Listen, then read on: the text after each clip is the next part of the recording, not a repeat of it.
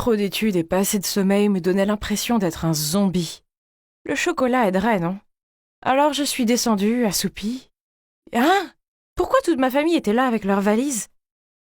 Vous allez quelque part? Oui, Colorado, pour un voyage de ski. C'est génial! Tu es le meilleur, papa! Pas toi, Hélène, tu as des études à faire et ce voyage est un prix spécial pour Christine pour avoir remporté sa bourse. Quoi? Vous allez me laisser de côté à cause de notes insignifiantes? C'est tellement injuste! Oh, peu importe. Je n'ai même pas besoin qu'il m'accompagne. Chut, viens ici, et je vais te confier un secret. Je peux aller au ski toute seule et m'amuser encore plus. Mais comment, demandez-vous? C'est ce qu'on appelle le rêve lucide. J'en ai entendu parler pour la première fois dans le grand film Inception. Et j'ai réalisé que j'avais déjà vécu les mêmes choses auparavant. Depuis, je suis devenue une experte en la matière. Alors, avant d'aller me coucher, je dois juste écrire un script disant où je veux aller, avec qui, ce que je veux faire, et 3, 2, 1, je dors et vis ma meilleure vie. En fait, je pourrais dire que ces beaux rêves autoconçus sont comme des médicaments pour moi.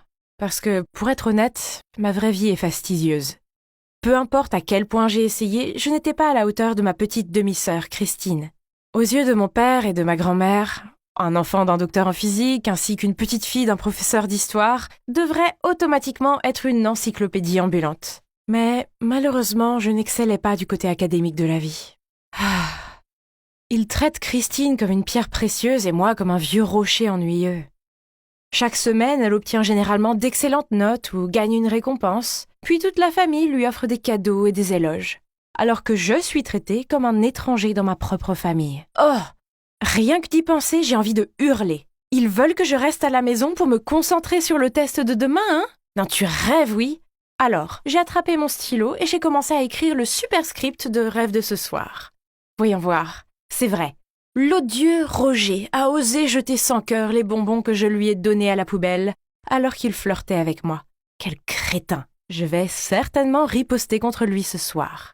Allongée dans mon lit, j'ai fermé les yeux et j'ai répété la phrase « Je vais le chasser de ma vie ». Et vous ne le croirez pas, dans le rêve, il n'arrêtait pas de me poursuivre comme un fou, mais je l'ai totalement ignoré. Hélène, réveille-toi, le temps presse. Ma meilleure amie Gabi m'a donné un coup de pied et je me suis réveillée. Oh non, il ne restait que 5 minutes. J'ai coché frénétiquement sur le papier et je l'ai soumis à la hâte au superviseur. Hé, tu n'as pas dormi ou quelque chose comme ça? Je suis restée éveillée tard pour écrire le script de mon rêve. Ça valait le coup car j'ai eu ma revanche sur Roger. Et si tu as une mauvaise note?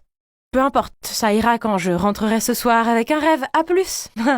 Mais les choses se sont avérées moins simples que ce que je pensais.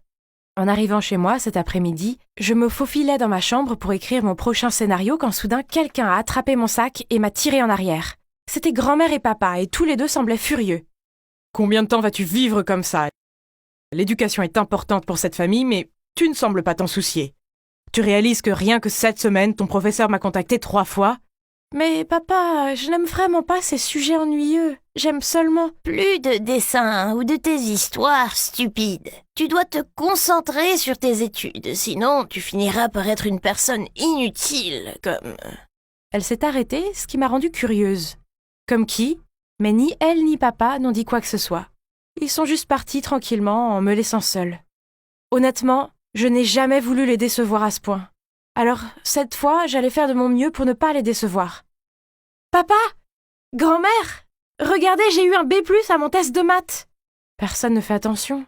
Ma belle-mère a câliné Christine et l'a regardée avec des yeux brillants. Ma merveilleuse fille. Je sais que le prix du meilleur élève est juste un jeu d'enfant pour toi, contrairement à d'autres personnes. Puis elle s'est tournée vers moi et m'a dit « Hélène, s'il te plaît, tu te donnes en spectacle, c'est embarrassant. » Mon visage s'est effondré et j'ai refoulé mes larmes. Mais j'ai fait tellement d'efforts pour avoir cette note. Un B+, il n'y a pas de quoi être fier. J'ai jeté ma copie d'examen à la poubelle, puis j'ai couru vers ma chambre. Peu importe ce que je faisais ou à quel point j'essayais, cette famille me traitera toujours de perdante. Rêve, Hélène, retourne dans ton endroit heureux. Devant moi se trouvait le ciel cramoisi du coucher de soleil. J'avais scénarisé ce moment pendant si longtemps, allongée paresseusement sur la plage sans que personne ne se plaigne.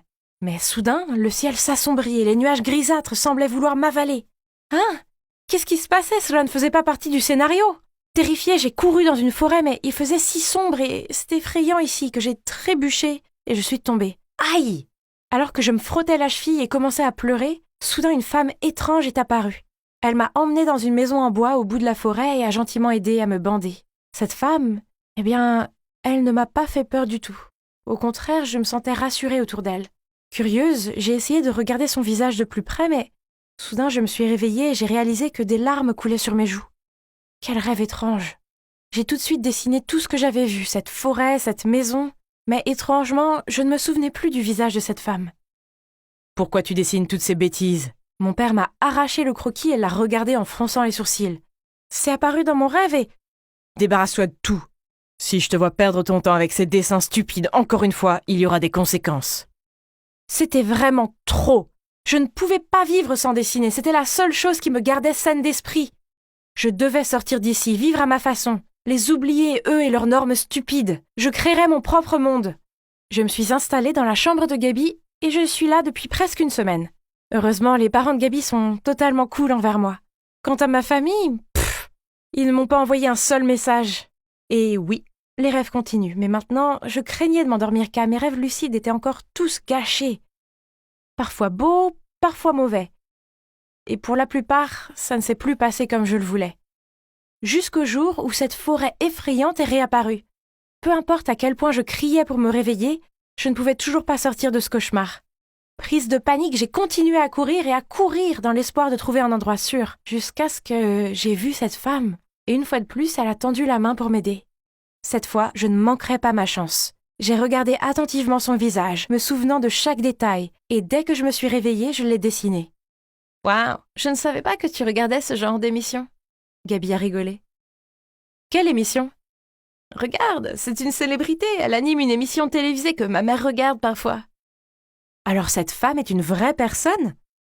Si oui, je dois la trouver. » Je ne savais pas vraiment ce qui se passait, seulement il y avait quelque chose qui me liait à cette femme et je devais comprendre ça. Heureusement, Gaby a un oncle qui travaille dans ce studio et il nous a laissé entrer pour rencontrer cette hôte en personne. Lorsque les caméras ont cessé de filmer, elle s'est retournée et m'a vue et ses yeux se sont élargis en signe d'alarme. « Hélène ? Hélène, est-ce vraiment toi ?» Puis elle s'est précipitée vers moi. « Hein ? Qu'est-ce qu'elle vient de dire ? Nous ne nous connaissions pas et c'était bizarre que ce sentiment ne me semblait pas étrange du tout. J'ai ressenti la même chaleur, comme quand elle avait pris soin de moi dans mon rêve. Alors qu'elle desserrait son étreinte sur moi et me souriait, j'ai dit « et tu es ?» « Chérie, c'est moi, ta mère. » C'est alors que j'ai réalisé quelque chose. Bien sûr, c'était ma mère. Regardez, nous avions les mêmes yeux.